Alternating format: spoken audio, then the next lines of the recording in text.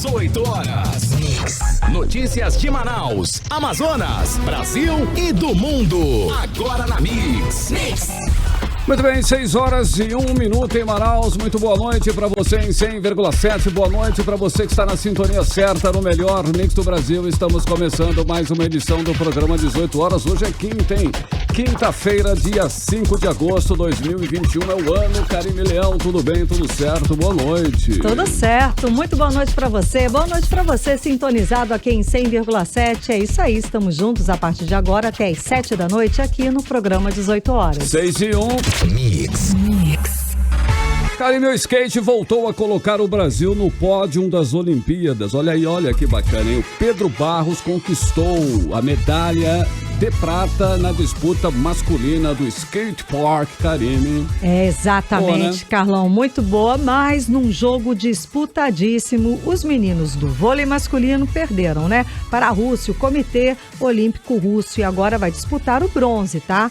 No total, o Brasil já conquistou 16 medalhas, 4 de ouro, 4 de prata e 8 medalhas de bronze. Tá bom, né? Tá bacana, tá bacana, olha aí, a gente passo a passo. Exato. Né?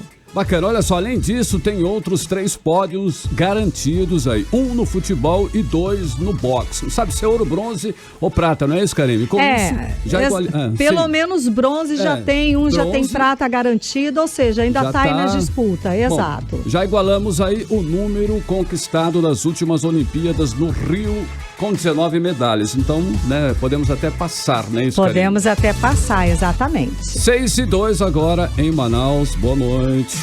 Mix.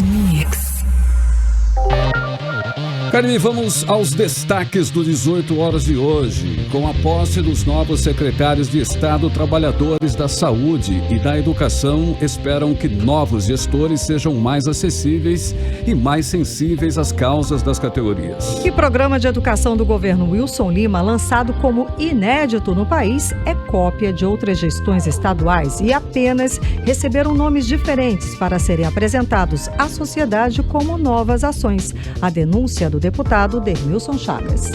Ferramenta de inteligência artificial desenvolvida em parceria entre a Microsoft e o Instituto do Homem e Meio Ambiente da Amazônia e o Fundo Vale vai ajudar a monitorar e prevenir o desmatamento na Amazônia. A Justiça Federal decidiu obrigar a agência de mineração a negar todos os requerimentos de pesquisa ou extração de minérios em terras indígenas aqui do Amazonas. Essas e outras notícias, os principais destaques do dia, você confere. A partir de agora, vamos juntos com você até às 7 da noite, mais uma edição do programa 18 horas aqui no melhor Mix do Brasil. 18 horas. Os desembargadores da terceira turma do Tribunal Regional Federal da Primeira Região em Brasília decidiram revogar a prisão preventiva decretada contra o médico Mohamed Mustafa, condenado por comandar a organização criminosa que desviou mais de 100 milhões de reais de recursos da saúde do Amazonas.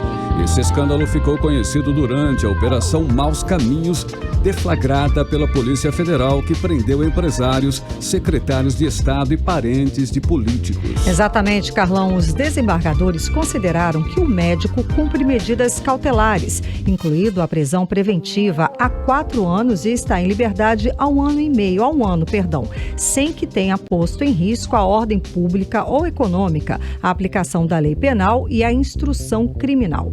Eles também sustentaram que as ações penais contra Mohamed já foram sentenciadas. Em junho de 2020, o ministro do Superior Tribunal de Justiça, Nefi Cordeiro, já havia concedido liminar para suspender a prisão de Mohamed em 5 ações penais. O magistrado sustentou que a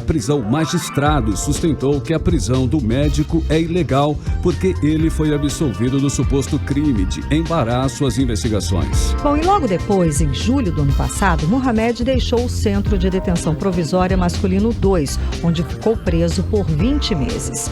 O médico passou a cumprir 7 medidas cautelares estipuladas pela juíza Ana Paula Cerizalva.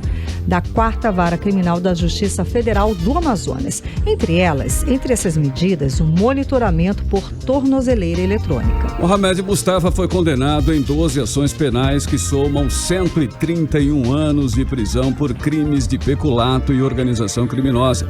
Entre essas 12 denúncias estão as 5 que o médico contestou no Tribunal Regional Federal e também no Superior Tribunal de Justiça. O fato é que todos os envolvidos na Operação Maus Caminhos estão hoje em liberdade e o nosso sistema de saúde continua caótico por conta de tantos desvios. Depois desse escândalo da Maus Caminhos, tivemos aí o caso da compra faturada dos ventiladores pulmonares numa loja de vinhos, o escândalo do aluguel do Hospital da Newton Lins e outras irregularidades na administração do governador Wilson Lima que deixaram ainda mais a área da saúde problemática. Aí, por conta de todas essas irregularidades, o governador Wilson Lima e outras 16 pessoas respondem processo no Superior Tribunal de Justiça.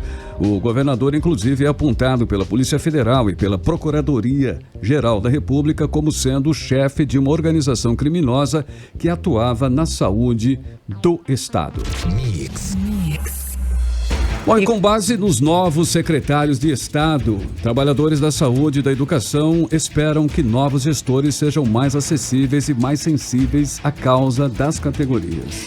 Com a posse dos novos gestores, aí na educação, por exemplo, os servidores ainda sonham com um reajuste salarial e com a aprovação de uma CPI na Secretaria Estadual de Educação. Já na área da saúde, os trabalhadores esperam a retomada da mesa estadual de negociação do SUS e o pagamento de direitos trabalhistas. A repórter Odiné Araújo tem mais informações.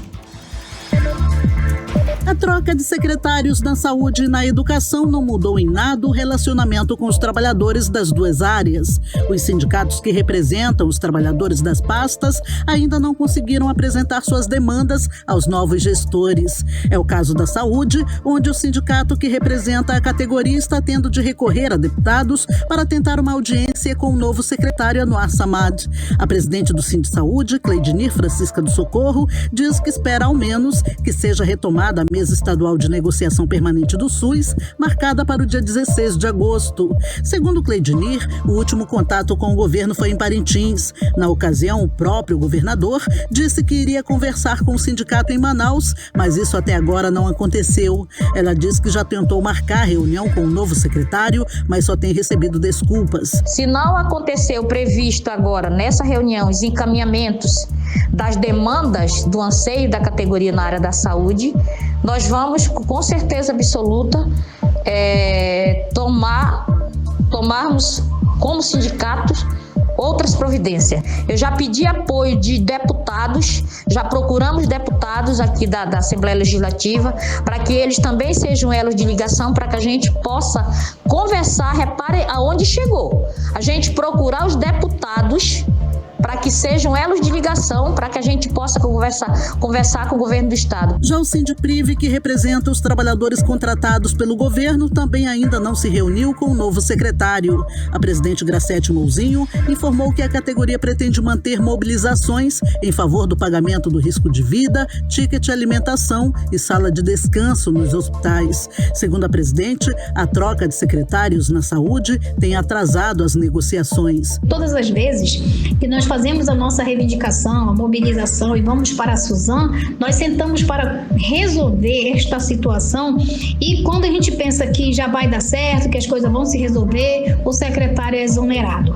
E aí começa tudo de novo. Então a gente espera que com esse novo secretário as coisas possam se afirmar e que o secretário que assumiu agora, que ele fique até o final do mandato e que não seja preciso ele ter que exonerar novamente, porque aí ninguém avança. E esses profissionais estão sem receber os direitos deles. Anwar Samad substituiu Marcelo Campelo, que pediu exoneração após passar 5 dias preso pela Polícia Federal na 4ª fase da Operação Sangria, que investiga desvio de dinheiro da saúde no Amazonas.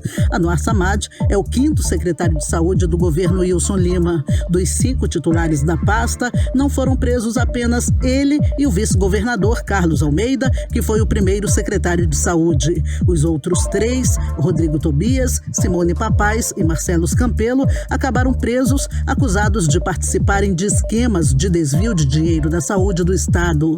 Na área da educação, que também está com nova gestão, os trabalhadores esperam mais acesso e mais sensibilidade com a categoria. De acordo com a presidente Ana Cristina Rodrigues, do Sinteam, que representa os trabalhadores da educação no Amazonas, a reivindicação salarial nunca saiu da pauta e vai ser intensificada neste segundo semestre. Esperamos que a nova gestora da educação pública esteja abrindo diálogo conosco, pois, infelizmente, o secretário que acaba de sair não era aberto ao diálogo e não tratava a categoria com o devido respeito que ela merece, pois respeitar os trabalhadores passa em sentar e dialogar com a representatividade dos mesmos para discutir as pautas e as reivindicações dos trabalhadores apresentadas pelo sindicato. Já o Asprom Sindical, que representa os professores e pedagogos de Manaus, mantém a luta pela vida com reivindicação de vacinação dos alunos. Os educadores também estão se mobilizando para participarem da votação da Lei Orçamentária Anual e buscam apoio para incluir emendas com recomposição salarial dos educadores.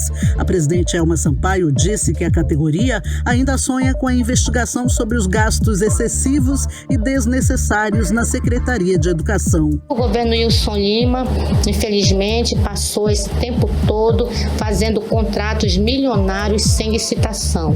Nós ainda não esquecemos do caso das máscaras gigantes, que ficou sem esclarecimento, e também a aquisição da Barça Digital, que custou milhões e não tem serventia, porque os nossos alunos não têm internet para manusear aí a Barça Digital. Odinei Araújo para o 18 horas. Você está ouvindo 18 horas. E o Ministério da Saúde enviou aqui para o Amazonas, nesta quarta-feira, um novo carregamento com 18.200 vacinas contra a Covid-19 da Coronavac. O público que receberá essas vacinas ainda vai ser definido com base nas diretrizes do Ministério da Saúde. E a Prefeitura de Manaus recebeu mais 58.500 doses de vacina da Pfizer contra a Covid-19. Com isso, a Secretaria Municipal de Saúde voltou a ampliar os locais de atendimento ao público. Agora são 19 pontos de vacinação distribuídos em todas as zonas da capital. E as pessoas a partir dos 18 anos e ainda não foi vacinado, aí a pessoa, que ainda não foi vacinada ou quem já está aí no período para receber a segunda dose, pode e deve procurar um desses postos a partir das 9 da manhã. A Prefeitura vem registrando nos últimos dias uma queda na procura pela vacina. Ontem, quarta-feira, por exemplo, foram vacinadas apenas 5.587 pessoas aqui em Manaus, bem abaixo da média de 8.000 dos dias anteriores. E em todo o estado já foram aplicadas 2.663.000 doses, sendo 1.957.000 pessoas que receberam a primeira dose e 670.000 que receberam já as duas doses. 36.000 pessoas receberam uma dose única da Janssen. Ou seja, Carlão, trocando em miúdos, isso representa que Manaus já aplicou a primeira dose em 53,5% da população. Em todo o estado do Amazonas, esse percentual é de 46%. Já os que concluíram o ciclo, esse percentual é ainda muito baixo. Aqui em Manaus, são 26% das pessoas a partir dos 18 anos. E em todo o estado, esse percentual de pessoas com a vacinação completa é de apenas 16%. Karime, vale sempre lembrar que mais de 20.000 pessoas estão com a segunda dose atrasada. E quem está nessa situação deve procurar imediatamente um posto de vacinação e garantir a imunização, que só se completa com a segunda dose. Pois é, e os dados da Fundação Oswaldo Cruz mostram o crescimento de casos de síndrome respiratória aguda grave. Manaus está entre as cidades com um nível muito alto de transmissão. A repórter Ananda Chama traz pra gente mais detalhes sobre o assunto. Vamos acompanhar. Dados divulgados nesta quarta-feira no boletim Infogripe da Fundação Oswaldo Cruz mostram que nas últimas 3 semanas foi observada uma tendência de aumento moderado no número de casos com síndrome respiratória aguda grave no Brasil. Segundo o boletim, todos os estados apresentam uma região com nível alto de transmissão comunitária ou superior de vírus respiratórios, exceto Roraima. Além do Distrito Federal, Goiás, Mato Grosso do Sul, Minas Gerais, São Paulo, Paraná, Santa Catarina e Rio Grande do Sul apresentam um nível extremamente alto de transmissão comunitária. Com relação às capitais do país, Aracaju, Belém, Fortaleza, João Pessoa, Natal, Palmas, São Luís e Vitória apresentam um nível alto de transmissão. Cuiabá, Florianópolis, Macapá, Maceió, Manaus, Porto Velho, Recife, Rio Branco, Rio de Janeiro, Salvador e Teresina apresentam um nível muito alto. Para o médico plantonista do Hospital 28 de Agosto, Clínico Geral de Emerson Silva, é de suma importância a prevenção e tomada de cuidados para evitar a contaminação. Quando nós falamos de síndromes respiratórias agudas, no momento pandêmico no qual nós vivemos, temos que sempre levar em consideração o grande vilão do momento, que é a Covid-19. Mesmo com a população sendo imunizada, sempre de suma importância a prevenção e a tomada de alguns cuidados para que possamos evitar a contaminação. Previamente à Covid-19, nós tínhamos síndromes respiratórias por adenovírus, H1N1, que se manifestavam de forma mais brandas, Mas, infelizmente, com a pandemia da Covid-19, nós vimos que os sintomas se tornam mais exuberantes e com um grau de gravidade importante. Emerson também fala sobre os cuidados que se deve ter para evitar essas síndromes respiratórias. Ainda estamos no momento pandêmico, devemos sempre fazer uso da boa educação, espirrar, ao tossir, sempre levar a parte interna do cotovelo, ou até mesmo a mão, ou um lenço, mas sempre tendo cuidado de higienizar a mão para que nós não, após esse processo de espirro-tosse, devemos tocar em alguma superfície e ali deixar resquícios, resíduos, para que outros possam ser infectados. O uso da máscara facial, o uso da máscara de pano ou de tecido, aquele propriamente já vindo de fábrica, o uso do álcool em gel, ou, como nós falamos, sempre lavar a mão com água e sabão, água corrente e sabão por no mínimo 20 segundos. O médico ressaltou para sempre lembrar de estar com as mãos limpas, evitar aglomeração, principalmente com pessoas que apresentam sintomas, monitorar a saúde e ficar atento aos sintomas caso apareçam e procurar a ajuda médica. Ananda chama para o 18 horas. Bom, além das síndromes respiratórias, muitas pessoas estão sendo acometidas de viroses com sintomas fortes de gripes. Os hospitais e SPAs estão recebendo muita gente com essa virose comum aqui na cidade nessa transição de clima. 18 horas. E a cada dia aumenta a tensão entre o presidente Jair Bolsonaro e os ministros do Supremo Tribunal Federal. Depois de ser incluído no inquérito das fake news por suas declarações contra o atual sistema de votação de urna eletrônica, Bolsonaro reagiu e chamou o ministro Alexandre Moraes de ditador e avisou que a hora do ministro vai chegar. Vamos agora direto para Brasília conversar com o correspondente do programa 18 Horas, o jornalista Carlos Eduardo Matos, que vai explicar para a gente, como é que está essa situação. O tom está elevadíssimo aí em Brasília por conta desta situação tensa até envolvendo as nossas eleições. Boa noite, Carlos Eduardo. Infelizmente, nós não estamos com contato direto com o nosso correspondente de Brasília. Carlão, vamos de música, 6 horas e 19 minutos.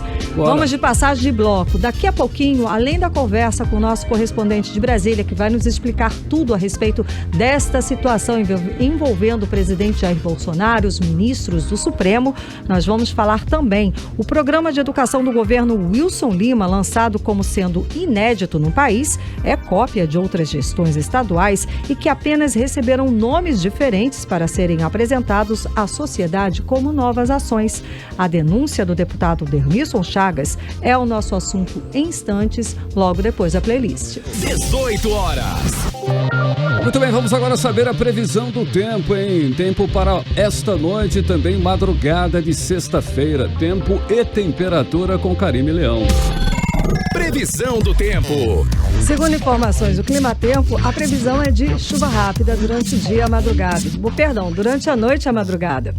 A mínima prevista é de 22 graus, a máxima pode chegar a 31 graus. As chances de chuva são de 67%. E a umidade relativa do ar fica entre 42% e 91%. Hora em Manaus, 6h19. Você está ouvindo 18 horas. E agora a gente vai ao vivo, direto para Brasília, conversar com o correspondente, o jornalista Carlos Eduardo Matos, que vai explicar para a gente toda essa tensão envolvendo o presidente Jair Bolsonaro e os ministros do Supremo Tribunal Federal. Agora que o presidente Bolsonaro, foi incluído no inquérito das fake news, por suas declarações contra o atual sistema de votação e contra as urnas eletrônicas.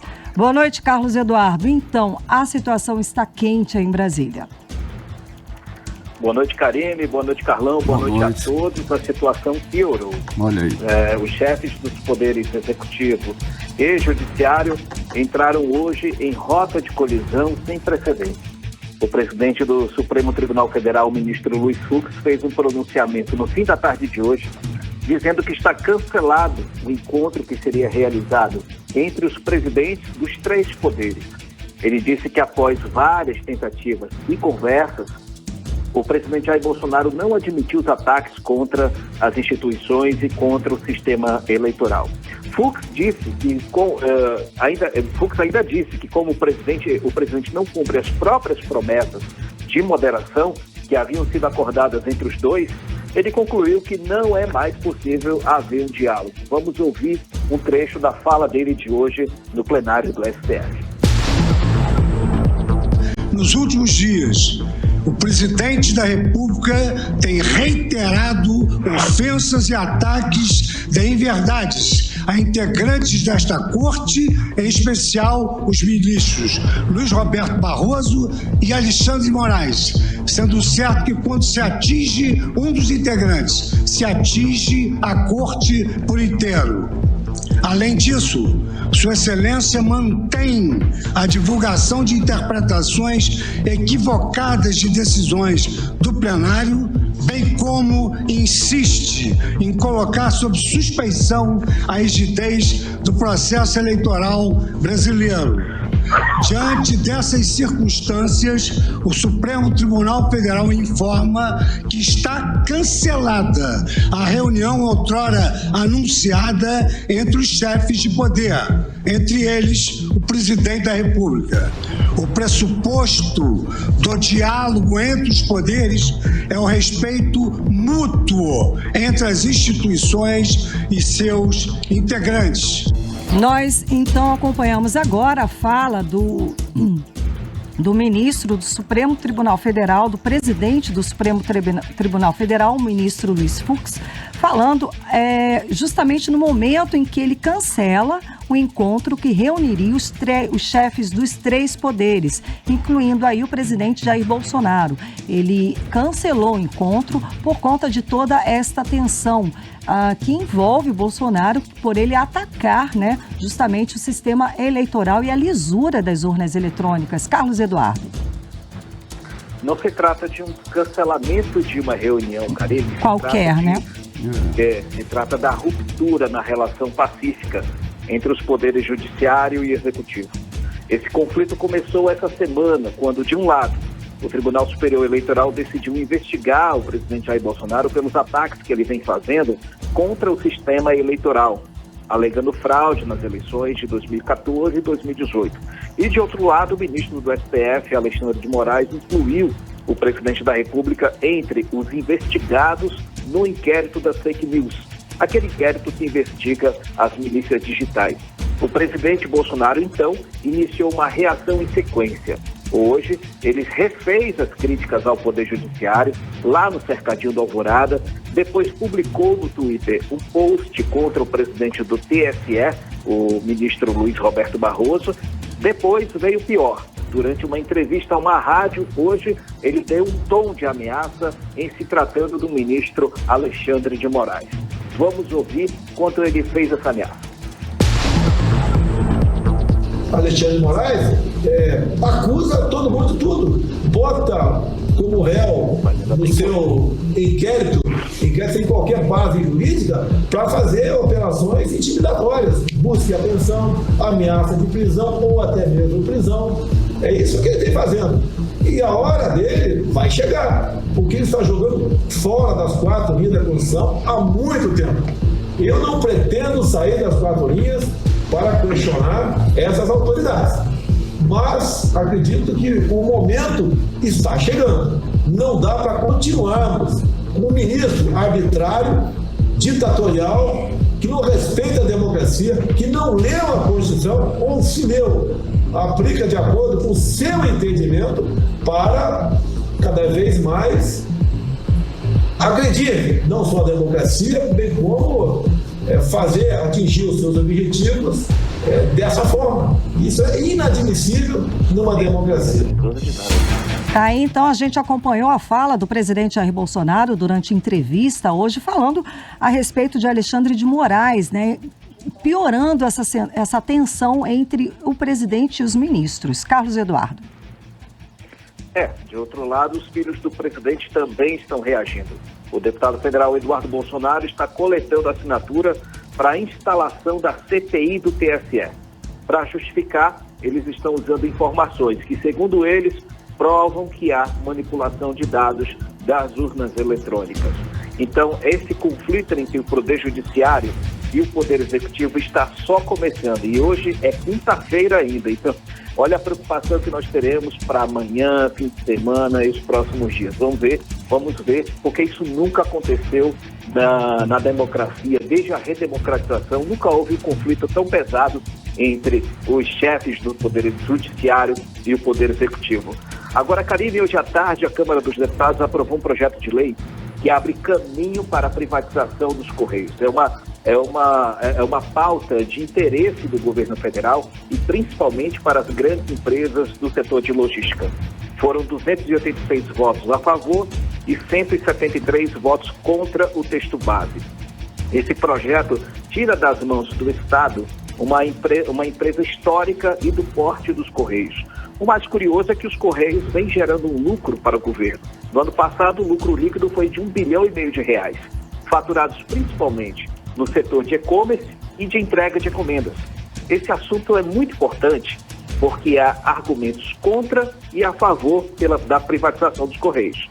Mas no caso do Amazonas, a privatização pode nos prejudicar, principalmente nos municípios do interior que não possuem uma boa internet. Foi o que disse o deputado Sidney Leite, do PSD. Vamos ouvir o que ele disse em entrevista exclusiva para o 18 horas. E o outro lado é que tem a nossa realidade da Amazônia. Do modelo que está sendo desenhado, nós não teremos prioridade. Essa empresa que virá comprar o Correio, será que ela vai ter interesse entregando correspondência em Beruri, Atalaia do Norte, em Itabaraty, em São Gabriel da Cachoeira? Certo? Nós já vivemos hoje um grande apagão no interior do estado com a questão da internet. Então, fora isso, nós não tivemos um amplo debate, uma ampla discussão para votar um projeto de tamanha importância como esse. Aí a gente conferiu a fala de Sidney Leite a respeito da privatização dos Correios. O texto foi aprovado.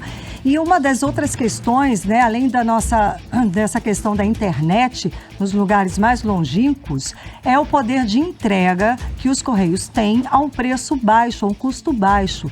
Com a privatização, com uma estatal comandando, será que a gente teria que pagar muito mais caro para receber, né? Porque Correios é uma coisa até um pouco barata, né? As pessoas até têm um poder aquisitivo que pode mandar uma cartinha, pode mandar. Agora, para os lugares mais remotos. Uma das críticas a essa privatização é como é que vai tornar esse serviço mais caro para quem tem menos renda. Carlos Eduardo. Pois é, eu falei também com o deputado José Ricardo, do PT, que votou contra essa proposta. Vamos ouvir o que ele disse. Eu votei contra a privatização dos Correios, contra o projeto de lei 591/2021, porque com a privatização nós vamos ter uma série de consequências. Demissão de funcionários dos Correios, fechamento de agências não lucrativas, é o caso da maioria do interior do estado, redução de serviços essenciais que são executados pelos Correios, aumento dos preços, dos preços do serviço dos Correios, porque o preço é mantido porque existe uma parte lucrativa na área de encomendas. Pois é, e a gente acompanhou a crítica do José Ricardo, do PT, falando a respeito da privatização dos Correios. Inclusive, ele tocou no caso de ficar mais caro, esse serviço para as pessoas. Carlos Eduardo. Sim, para finalizar, vou colocar a votação de cada um. Silas Câmara votou sim, Bosco Saraiva votou sim, Capitão Alberto Neto votou sim, Delegado Pablo não votou. Marcelo Ramos, como estava presidindo, não votou. O deputado Átila Lins votou sim. Sidney Leite votou não, como já dissemos. E o deputado José Ricardo também, como já dissemos, votou não. Esse foi o resultado da aprovação do projeto de lei que abre caminho para a privatização dos Correios. Volto com você, Karine e Carlão. Ok. Muitíssimo obrigada pelas informações. Carlos Eduardo Matos, direto de Brasília. Agora em Manaus, 6h37. Você está ouvindo 18 horas. E o governo de Wilson Lima lançou na última semana um novo plano para a educação que anunciou como inédito no país, o Educa Mais Amazonas. Mas o deputado Dermilson Chagas revela que o programa, que custará aos cofres públicos quase 500 milhões de reais, é uma cópia mal feita de programas de outros estados e até do governo federal, que apenas receberam nomes diferentes para serem apresentados à sociedade como novas ações. Segundo o deputado, a maioria dos 13 projetos do Educa Mais Amazonas divulgados como novidade por Wilson Lima já são conhecidos dos trabalhadores da educação. Dermilson Chagas convocou os secretários da SEDUC para explicações na Assembleia Legislativa do Estado. Vamos aos detalhes com a repórter Odineia Araújo. O novo programa de educação do governo do Amazonas, o Educa Mais Amazonas, que de novo não tem nada na avaliação do deputado Dermilson Chagas, é uma compilação de projetos já desenvolvidos em gestões passadas, como o de Eduardo Braga em 2007, Omar Aziz em 2011 e José Melo em 2014, além de ações do governo federal já desenvolvidas no Amazonas. O parlamentar reuniu uma série de reportagens antigas e decretos governamentais de administrações passadas para comprovar o projeto fake da atual gestão. Um dos projetos apontados pelo deputado como farsa é o Educação Premiada, que, segundo o governo do Amazonas, consiste de projetos para melhorar o ensino básico por meio do reconhecimento dos trabalhadores da educação que alcançarem metas estabelecidas. Os trabalhadores receberão o 14º e o 15º salários. Segundo o parlamentar, essas ideias já constam do Plano Estadual de Educação, que segue as diretrizes do Plano Nacional. Além disso, em 2014, o então governador José Melo pagou até o 16º salário com verbas do Fundeb. Somente com a educação premiada serão gastos mais de 12 milhões de reais. Lançado no dia 23 de julho pelo governador Wilson Lima, o Educa Mais Amazonas, composto por 13 projetos, foi apresentado como inédito, mas de acordo com o deputado, já são conhecidos e apenas receberam nomes novos. Conversei com vários professores e eles me disseram que esses projetos já existem dentro da Secretaria de Educação. Sobre o 14º e 15º, esse dinheiro é do Fundeb. O governo simplesmente colou a matéria lá do senador Eduardo Braga e está repetindo agora. Não é novidade. Não fala do reajuste do professor, das condições de trabalho do professor, mas joga confetes na festa dos outros. Não deixa um legado, não deixa um projeto para somar nesse processo. porque tudo que tem aí já existe, segundo os professores. O Educa Mais Amazonas vai custar aos cofres públicos 400 milhões de reais. Dermilson Chagas alerta que o custo para a sociedade é muito alto e que o valor não se justifica, até porque já há verbas previamente destinadas para essas ações no orçamento do Estado, já que elas não são ações novas. Agora, o que me assusta é 400 milhões de reais que ele vai gastar com isso para uma coisa que já existe. Então, eu acho que inapropriado, inadequado, tem que investigar, o Ministério Público tem que ir à frente, o Tribunal de Contas tem que fazer alguma coisa, porque está demais, o roubo está na cara. O deputado também ouviu professores que confirmaram a existência da maioria dos 13 projetos do Educa Mais Amazonas. Segundo ele, para os educadores ouvidos, os projetos apresentados como inéditos pelo governo visam apenas novos contratos com empresas.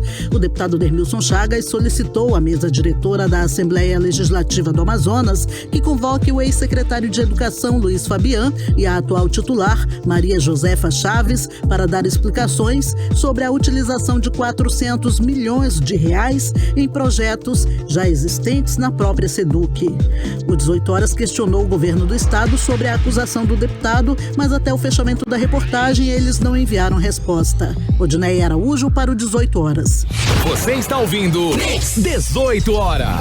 Bom, você certamente já ouviu falar sobre inteligência artificial, não é mesmo? Pois bem, ela agora vai ajudar a salvar a Amazônia. Isso mesmo, Karime. É com o auxílio da inteligência artificial que uma plataforma chamada Previsia vai mostrar quais são as áreas sob maior risco de desmatamento na região do Amazonas. A ferramenta foi desenvolvida pela Microsoft com o Instituto do Homem e Meio Ambiente da Amazônia, o Amazon, e o Fundo Vale. Vamos entender como é que vai funcionar esse novo aliado da Amazônia agora na reportagem de Júlia Gomes. Lançada na última quarta-feira, 4 de agosto, a plataforma usa a inteligência artificial para prever áreas sob maior risco de desmatamento na Amazônia. Para isso, analisa diversas variáveis, entre elas estradas legais e ilegais, topografia, cobertura do solo, infraestrutura urbana e dados socioeconômicos. Para realizar essa análise, a ferramenta Previsia conta com um algoritmo de inteligência artificial que foi desenvolvido pelo Amazon, o Instituto do Homem e Meio Ambiente da Amazônia, por meio de recursos avançados de nuvem de computadores da Microsoft. A plataforma recebe ainda o apoio do Fundo Vale. Além do mapa de calor, a Previsia indica a área total e o número de municípios, unidades de conservação, terras indígenas, territórios quilombolas e assentamentos rurais sob o risco de desmatamento na Amazônia.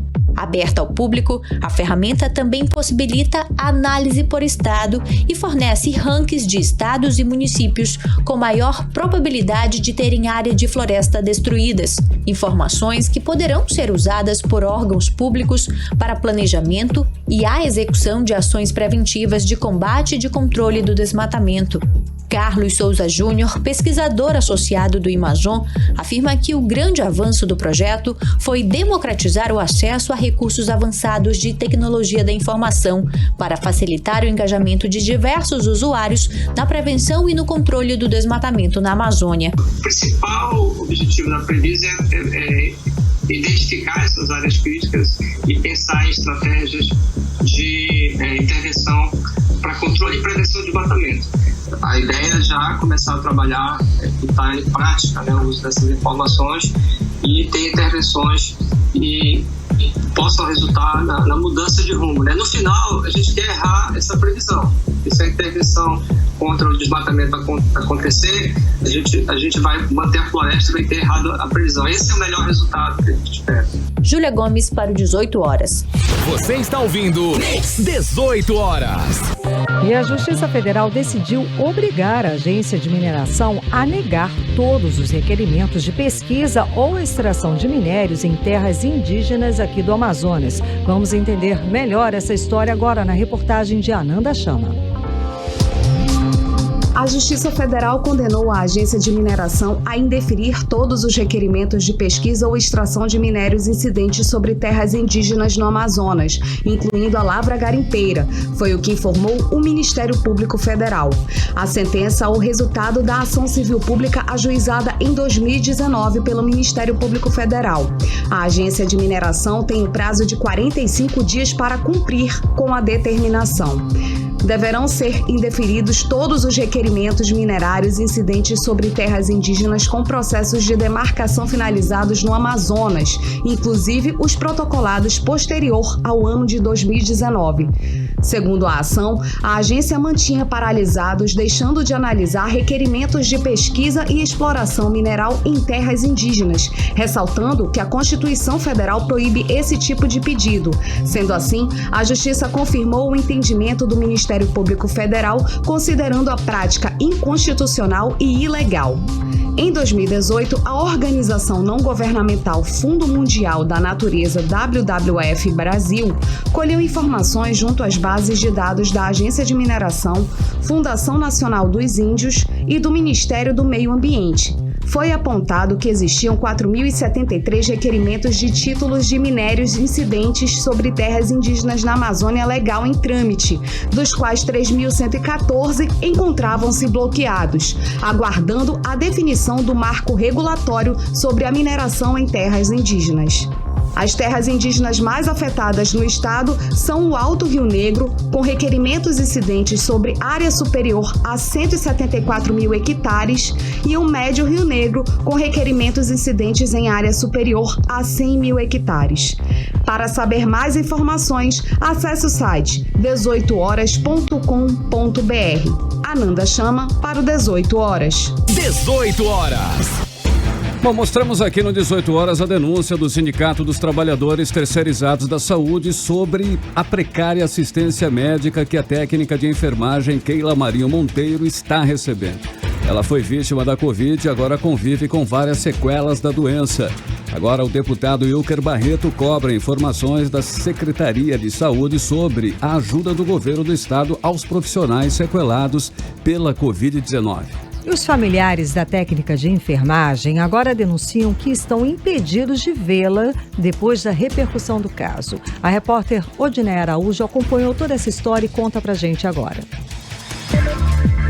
O 18 horas contou segunda-feira a história da técnica de enfermagem Keila Maria Monteiro de Lima, que durante toda a primeira onda da Covid-19 em Manaus, esteve firme na linha de frente da doença até ser infectada pelo vírus. Sem leito suficiente, Keila não pôde ficar internada e teve de ir para casa, mas não aguentou e voltou ao hospital porque precisava ser entubada. Após vários meses no hospital, perdeu a função renal, sofreu um AVC, desenvolveu diabetes e trombose como sequelas da Covid.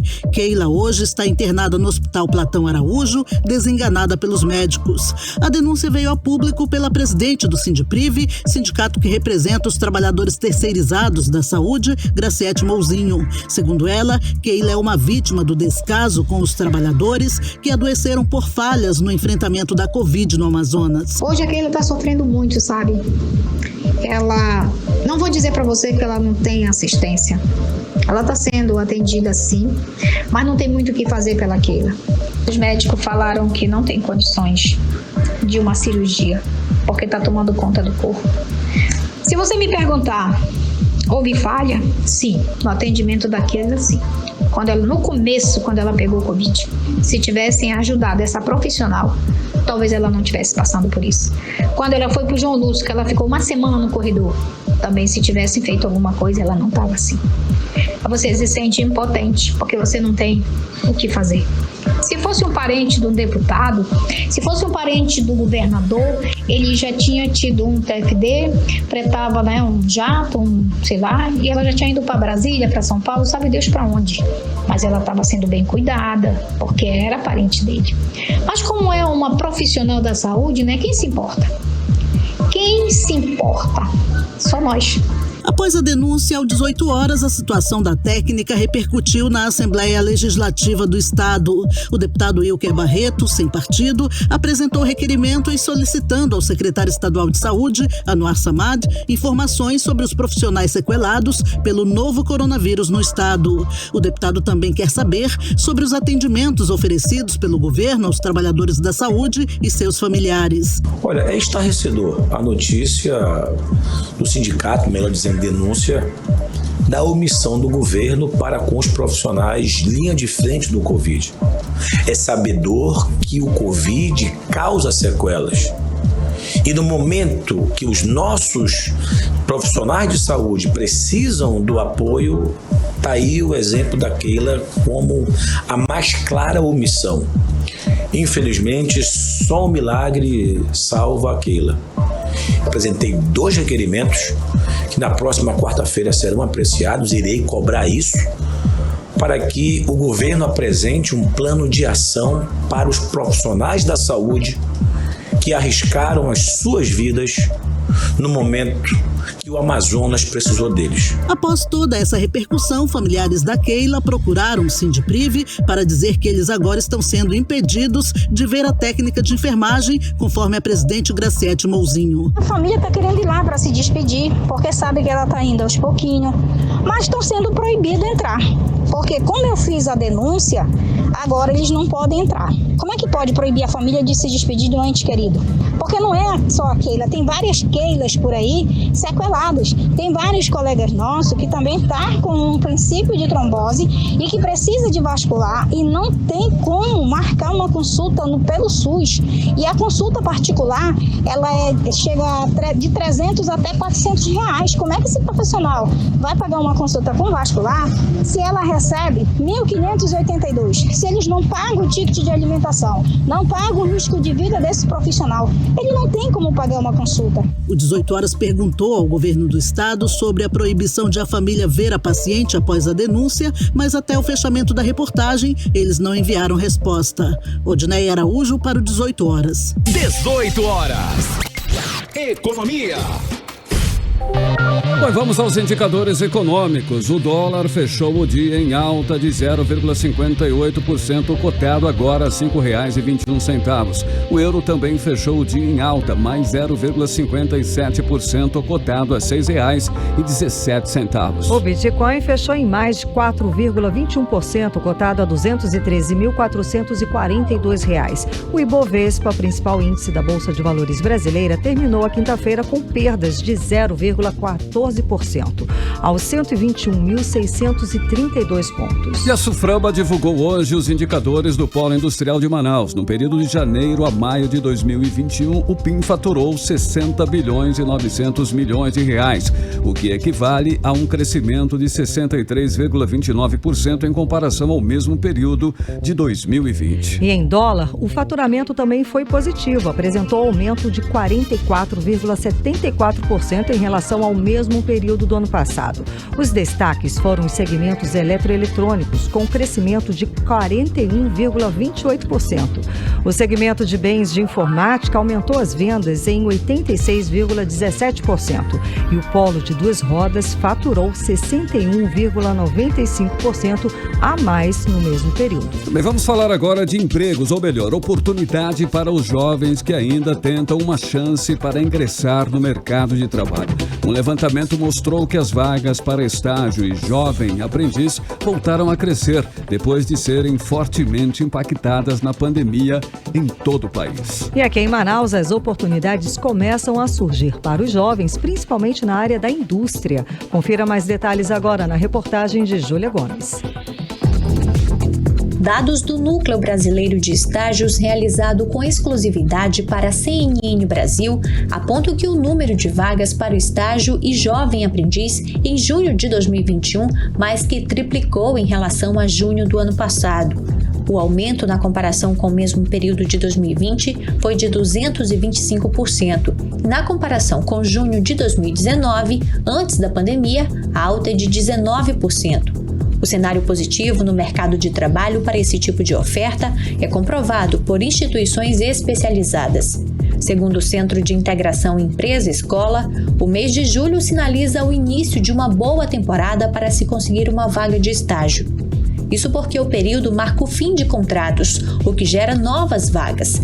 Um levantamento interno prevê 13 mil oportunidades em todo o país. A região norte conta com 468 oportunidades para estagiários e 114 para aprendizes.